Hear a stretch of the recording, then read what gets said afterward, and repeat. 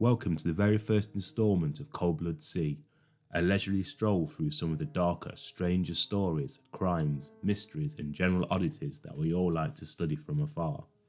Very far. I hope you stick around, get comfortable and join me on this journey. Maybe even throw in a like. Or if you are feeling at home and want to really settle in, I'd be positively delighted if you gave the subscribe button a cheeky click.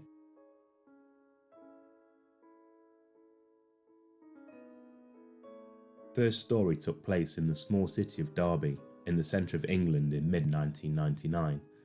A seemingly run-of-the-mill missing persons case suddenly took a dark twist, and as more information came to light, we started to wish that it had not.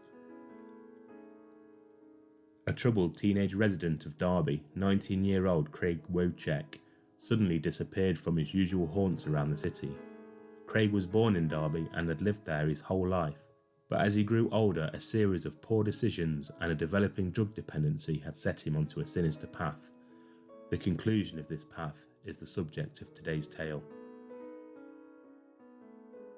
As Derby is such a small city, he was fairly well known in the circles in which he socialised, but owing to his lifestyle as a heroin user and petty thief, the disappearance was not totally out of character, and it wasn't immediately obvious that anything was wrong. Craig simply lacked the routine and structure in his life that would raise alarm bells. However, as the weeks turned to months, his absence became more and more noticeable, and concerns started to circulate. Again, due to his lifestyle, no great search was undertaken as it was expected he would show up again sooner or later. People suspected he may have travelled to another area of the country and would return at his own leisure. However, all of this was to change when a 14-year-old boy was out walking with his friend in March of 2000. This was around 7 months since Craig had last been seen.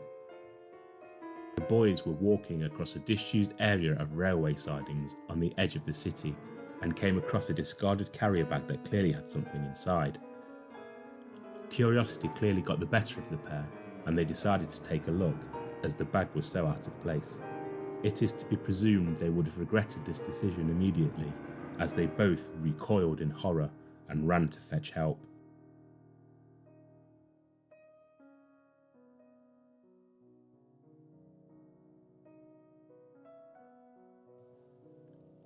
It is easy to see why the boys were so distressed. As they had emptied the carrier bag, the contents had rolled onto the ground. It was a complete human head.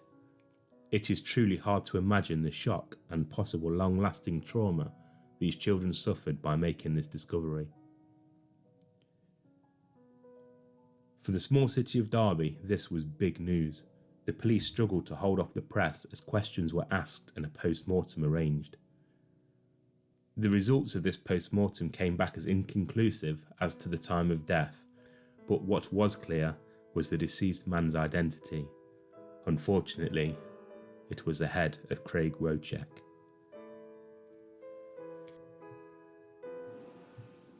It was believed by police that the bag and its contents had only been at the location for a few days. This raised another query, alongside the unanswered question of how long Craig had been deceased. Exactly where had he been since he was last seen in August the previous year? Needless to say, the realisation by Craig's friends and family that he was sadly no longer with them, together with the trauma of the fact there had been foul play, was hard to bear. They had long been hoping that he had skipped the city for an extended period, but would soon be back in their lives. This hope was now brutally shattered. The discovery led to Craig's mother Denise making an emotional public plea for information. This took place at the city's Cotton Lane police station, and she was stated as saying, "I simply cannot believe what someone has done. It has still not sunk in. I keep thinking I am going to wake up and this will not have happened." With no real leads or even a time of death, the police started to look into Craig's known contacts in a bid to piece together his last movements. Through painstaking work, they were able to establish a rough timeline who had seen him around the time of his disappearance. This work led them to start looking at a few key individuals. One such individual was a local butcher who lived in the Chaddesden area of Derby. This is a short distance from the location where the carrier bag had been discovered. As the case progressed, the butcher was eventually discounted, but the scrutiny he had been placed under, and the rumours that he had been suspected of dismembering a body, and even supposedly feeding parts of the body to pigs before they were slaughtered, took a toll on him. Following the removal of the butcher from the police inquiry, the suspicion just shone on one person, a 49-year-old postman by the name of Michael Reed. Reed was known to have spent a lot of time with Craig, to the point where there was speculation that the two may have been in a relationship. Reed lived in the same area as the previous suspect, which therefore put him in close proximity to the location of the carrier bag discovery. Police put together a case and eventually had enough evidence to make an arrest, and it was Reed's door on which they knocked.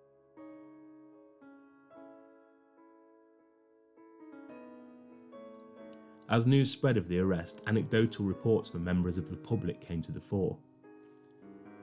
People commented that in the months after Craig's disappearance, Reed had remarked, whilst drinking, that he had indeed killed Craig and he had the body in his car boot. He even invited people to come and view the body.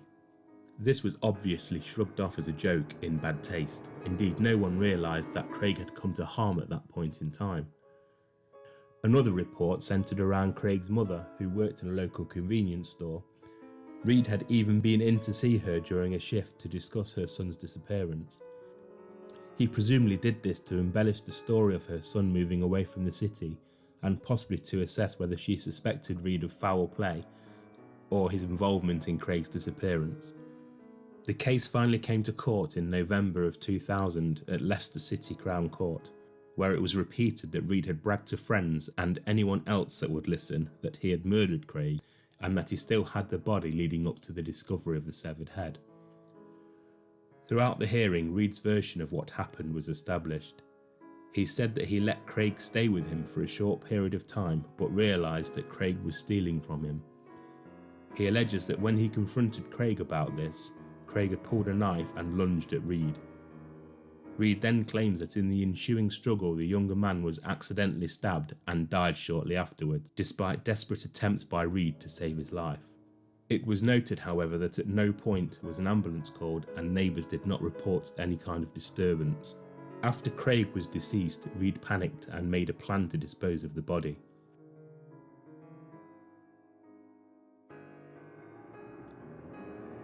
He first cut off Craig's head and then dismembered the rest of the body into small pieces and placed them into his own freezer.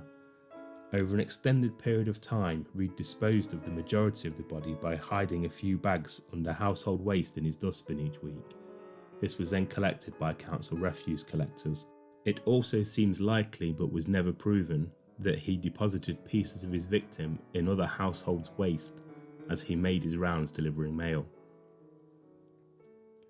When all that was left of the deceased was the head, Reed took the decision to dispose of it wholesale, rather than attempting to dismember it further.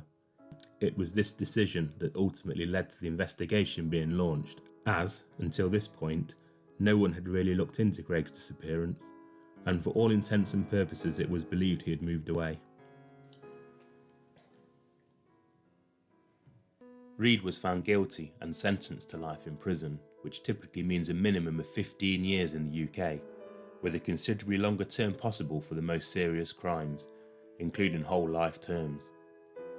I have been unable to establish whether Reed remains in prison, has been released in the meantime, or, indeed, whether he has since passed. I have to admit, I do not like to think that this monster possibly walks amongst us a free man.